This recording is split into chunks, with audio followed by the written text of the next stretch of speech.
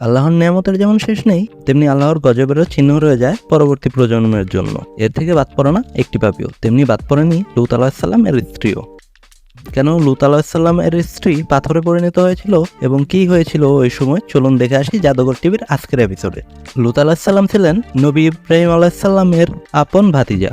নবুত প্রাপ্তির পর আল্লাহর নির্দেশে লূত আলাইহিসসালাম জর্ডান যান। ওই সময় ওই জায়গায় বাস করত সাদুম গোষ্ঠী। তারা মূলত তিনটি পাপাচারে লিপ্ত ছিল। প্রথমটি হচ্ছে সমকামিতা, দ্বিতীয়টি ডাকাতি, তৃতীয়টি অশ্লীলতা। তাদের মধ্যে সবথেকে বড় পাপী ছিল এই সমকামিতা। এর উৎপত্তি ঘটায় শয়তান নিজেই। এই গোষ্ঠীর লোক যখন মাঠে কৃষিকাজ করতে যায়, তখন শয়তান অনেক সুন্দর এক বালকের রূপে এখানে আসে। তখন শয়তান তাদেরকে বলে শয়তানের সাথে এই অপকর্মটি করতে, আর এও বলে যে তোমরা আমার সাথে এসব করলে আমি কাউকে বলবো না। শয়তান ততদিন পর্যন্ত এই জায়গায় আসতে থাকে যতদিন পর্যন্ত শয়তান নিশ্চিত না হয় যে তারা এতে অভ্যস্ত হয়ে গেছে। লূত আলাইহিসসালাম নানাভাবে তাদের এসব কাজ থেকে বেরিয়ে আসতে বললেন, কিন্তু কোনো কাজ হলো না। তিনি আযাবের ভয় দেখালেন, কিন্তু এই গোষ্ঠীর লোক এতটাই পাবি যে তারা বললেন পারলে আযাব নিয়ে আসো। একদিন আল্লাহ তাআলা সুদর্শন দুজন ফেরেশতাকে ছেলের রূপে লূত আলাইহিসসালামের বাড়িতে পাঠালেন। তখন লূত আলাইহিসসালামের স্ত্রী এই দুজন ছেলের কথা তার গোষ্ঠীর লোকেদের গিয়ে বলে দিলেন। তারা খবর পেয়ে লূত আলাইহিসসালামের বাড়িতে হামলা চালালো আর বলল ওই দুজন ছেলেকে তাদের হাতে তুলে দিন। লূত আলাইহিসসালাম তাদের বোঝাতে চেষ্টা করলেন, কিন্তু কোনো কাজ হলো না। তিনি তার মেয়েকেও তাদের সাথে বিয়ে দিতে চাইলেন, কিন্তু তাতেও কোনো কাজ হলো না।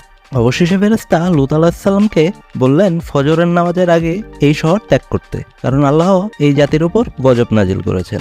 আর যাওয়ার সময় কেউ যেন পেছনে ফিরে না তাকায়। ওই সময় শুধু লূত আলাইহিসসালামের মেয়েরা আল্লাহর উপর ঈমান এনেছিল, কিন্তু তার স্ত্রী ঈমান আনেনি।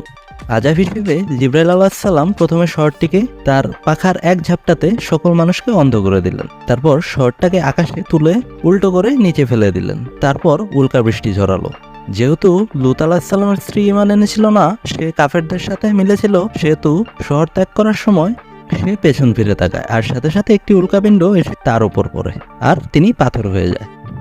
যার নিদর্শন এখনো আছে জর্ডানের মাটিতে। শহরটিকে উল্টো করে মাটিতে ফেলে দেওয়ার কারণ হলো তারা পুরো ব্যবস্থাটাকেই উল্টো করে ফেলেছিল। নারীর জন্য পুরুষ আর পুরুষের জন্য নারী। নারীর এই ব্যবস্থার উল্টো করার ফলে আল্লাহ তাদের এই শাস্তি দেন। ভিডিওটি ভালো লাগলে লাইক ও শেয়ার করতে পারেন। আর কি বিষয়ে ভিডিও পেতে চান তা কমেন্ট করে জানান। আর এমন নতুন বিষয় জানার ইচ্ছা থাকলে জাদুঘর চ্যানেলটি সাবস্ক্রাইব করে পাশে রাখা বেল আইকনটি প্রেস করুন। ধন্যবাদ।